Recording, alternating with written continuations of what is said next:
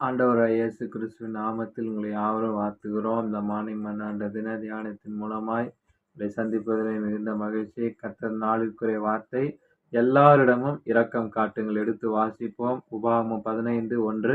தேசத்திலே எளியவர்கள் இல்லாதிருப்பதில்லை, உன் கையை தாராளமாய் திறக்க வேண்டும். மேலே நாட்டு கடும் குளிர் நாட்களில் சபைக்கு வருகிற ஒவ்வொரு விசுவாசிங்க கூட்டம் பொதுவாக குறைந்து காணப்படுமா. ஆனா ஒரு போதகர் தன் சபை அங்கத்தினர்களின் உள்ளத்திலும் ஒரு குளிர்ந்த நிலை இருப்பதை அவர் அறிஞ்சாராம். பாருங்க, ரொம்ப இரக்கம் நிறைந்த அவர் ஒரு ஞாயிற்றுக்கிழமை ஆராதனையில திடீரென அவங்களை நோக்கி, கடந்த பண்டிகை நாட்களில் உங்களை எத்தனை பேர் நடைபாதையில் குடியிருப்பார்கள், குப்பை பொறுக்குபவர்கள், பிச்சைக்காரர்கள் போன்றவர்களுக்கு உதவி செய்தீர்கள் என்று அவர் கேட்டார். அவங்களுக்கு அநேகர் இப்படிப்பட்ட மக்கள் சிறு சிறு குற்றங்களை அவ்வப்போது இழைத்து விடுவதில்லையாம். சமுதாயத்திலே ஒரு தொல்லை தருபவர்கள் என்ற நிலையுடன் அவங்க உதாசீனத்தையும் செய்வார்கள்.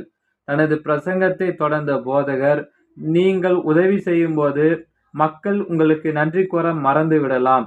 ஆனா ஏன் உங்களையே மறந்து விடலாம், உங்களை ஏமாற்றி விடலாம், உங்கள் உடைமைகளை பறித்து விடலாம். ஆனாலும் நீங்கள் அவங்களுக்கு உதவி செய்யும் போது நம்முடைய பரம தகப்பன் அதாவது பலன் அளிப்பார் என மற்றவர்களிடத்துல தான் ஒரு துளிரானது அந்த இரக்கம் காட்டுகள் என்று சொல்லி, இப்படி பல சமயங்களில் தான் தனக்கு அப்படிப்பட்ட அனுபவங்கள் ஏற்பட்டது உண்டு என்பதும், அதாவது ஆயினும் மற்றவங்களுக்கு உதவி செய்வதை நிறுத்தவில்லை என்பதுதான் என்று கூறி தன்னுடைய பிரசங்கத்தை அவர் நிறைவு செய்திருக்கிறார். அநேகர் அவருடைய சாட்சியினால் தொடப்பட்டு இனிமேல் தங்களுக்கு அப்படிப்பட்ட மக்களிடமும் கருணை காட்டி உதவி செய்ய போவதாக தீர்மானம் செய்தார்கள். நாம் ஜெபிப்போம்.